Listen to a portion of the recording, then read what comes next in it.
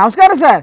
ఏంటి సార్ ఈ తిట్లేంటి సార్, ఆ మాటలేంటి సార్, ఇలాగ జలం సత్తున్నారండి బాబు. ముఖ్యమంత్రి రేవంత్ రెడ్డి గారు వీళ్ళు చేష్టలను చూసి కోపం వచ్చి తిడుతున్నాడు ఆయన. మరి ఏం చేయాలి?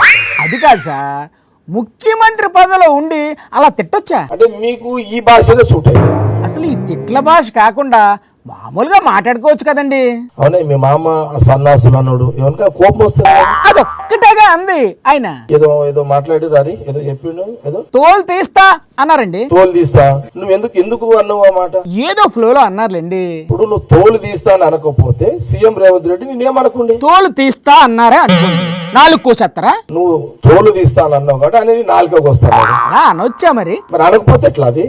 అవును, లాగుల్లో తొండలు ఇడుస్తా అని వార్నింగ్ ఇచ్చారు రేవంత్ రెడ్డి గారు. మధ్యలో ఈ తొండలు ఎక్కడి నుంచి వచ్చాయి సార్? మరి ఇక తొండలు ఇడిస్తే మీ చేష్టలు అట్లున్నాయి. మరి తొండలు ఇడకపోతే ఏం చేస్తారు? ఓహో, పంచుకు పంచు తొండకు తొండ సమాధానం అంటారు. అయితే ఓకే, కానివ్వండి ఏడు చేస్తాం.